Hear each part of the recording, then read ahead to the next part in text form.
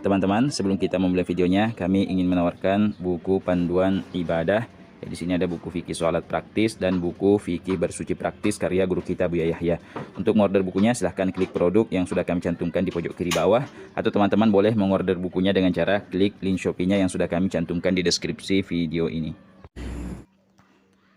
Bismillahirrahmanirrahim. Assalamualaikum warahmatullahi wabarakatuh. Alhamdulillah alladzi akramana bi syahri Ramadan wa ja'alana min ahli siyami wal qiyam. Wassalatu wassalamu ala afdalis shaimin wa ahsanil qaimin sayyidina Muhammadin wa ala alihi wa ashabihi.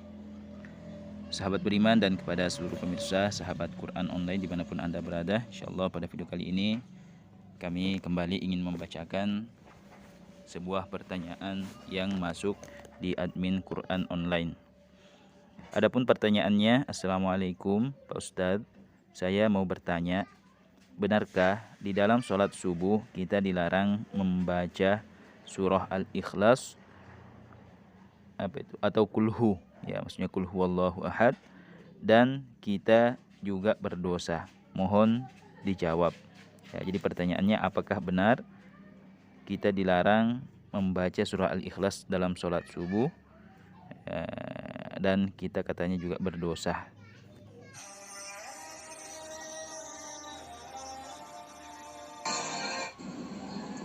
Waalaikumsalam warahmatullahi wabarakatuh. Alhamdulillah kepada saudara atau saudari yang bertanya dimanapun Anda berada.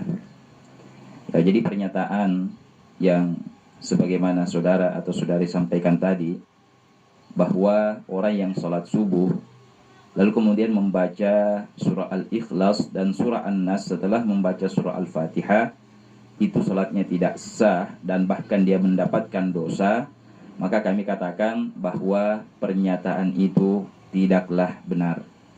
Ya, pernyataan itu tidaklah benar. Ya, hal ini belum pernah kita dengarkan dari manapun. Ya, tidak pernah kita dengarkan ada guru-guru kita atau ulama-ulama kita yang menjelaskan seperti itu, ya, bahwa orang yang membaca surah Al-Ikhlas ya, atau surah An-Nas setelah Al-Fatihah dalam sholat subuh itu berdosa atau bahkan sholatnya tidak sah, ya itu tidak pernah kita dengarkan. Ya, jadi Rasulullah Shallallahu Alaihi Wasallam ya di dalam sholat subuh ya Rasulullah pernah membaca surah yang panjang, ya seperti ketika subuh hari Jumat. Ya, Rasulullah biasa membaca surah As-Sajdah di rakaat pertama, ya, yang panjangnya itu kurang lebih 3 halaman. Ya, kemudian di rakaat kedua, ya, di rakaat pertama baca itu tadi rakaat surah As-Sajdah, ya, kurang lebih 3 halaman. Kemudian di surah yang di rakaat yang kedua Rasulullah membaca surah Al-Insan, ya, yang kurang lebih ya itu panjangnya 2 halaman. Ya, jadi Rasulullah pernah membaca surah panjang seperti itu. Ya, sehingga kita juga di subuh Jumat itu dianjurkan atau disunnahkan, ya tentunya bagi orang yang bisa, ya disunnahkan untuk membaca surah As-Sajdah dan surah Al-Insan di subuh hari Jumat. Ya, karena Rasulullah ya sering melakukan hal yang demikian itu. Ya, kemudian yang kedua, Rasulullah juga pernah membaca surah yang sedang. Ya, di dalam sholat subuhnya Rasulullah juga pernah membaca ya surah yang sedang, ya, seperti surah Wasyamsi Waduhaha, ya, dan ya, yang sejenis itu. Ya, kemudian yang ketiga, ya Rasulullah pernah juga membaca surah yang pendek, ya, sebagaimana disebutkan dalam sebuah riwayat bahwa ya, di dalam sebuah perjalanan ketika Rasulullah Shallallahu Alaihi Wasallam sholat subuh, beliau membaca Al-Mu'awwidhatain, ya, yaitu Qul a'udzu birabbil falaq dan Qul a'udzu birabbin nas. Ya, jadi ya ini maknanya bahwa membaca surah setelah surah Al-Fatihah ya di dalam semua sholat kita, ya termasuk sholat subuh, itu kita bebas memilih atau membaca surah atau ayat yang mana saja yang kita bisa. Ya, dan yang perlu diketahui bahwa membaca surah itu kan setelah surah Al-Fatihah di dalam sholat kita, ya itu hukumnya adalah sunnah, ya, atau merupakan sunnahnya sholat, bukan sebuah keharusan, bukan merupakan rukun sholat. Ya bahkan seandainya ada orang yang setelah membaca surah Al-Fatihah pada rakaat pertama dan rakaat yang kedua, ya kok dia sudah ingin, ya sudah mau ruku tanpa membaca surah, maka itu sholatnya sudah sah.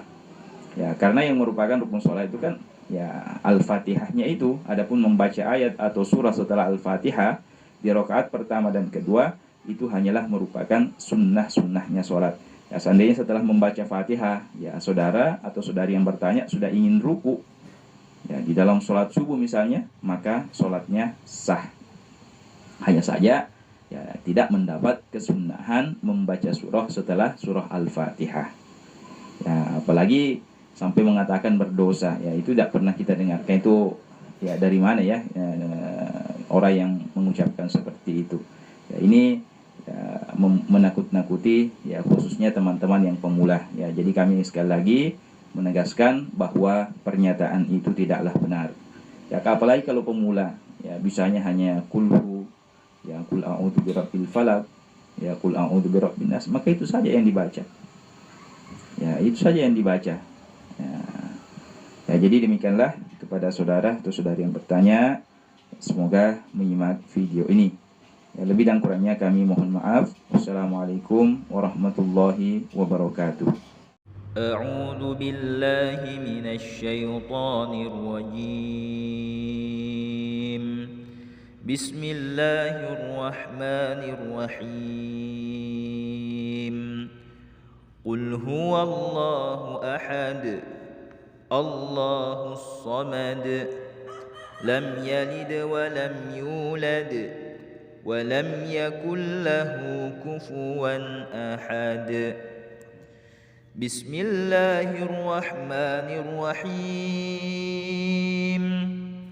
قل أعوذ برب الفلق من شر ما خلق ومن شر غاسق إذا وقب ومن شر النفاثات في العقد ومن شر حاسد إذا حسد.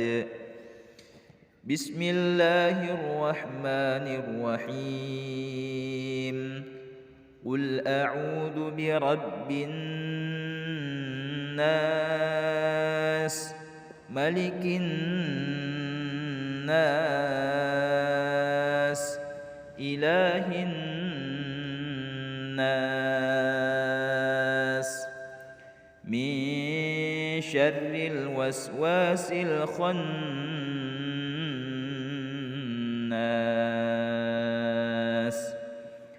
الذي يوسوس في صدور الناس من الجنة والناس.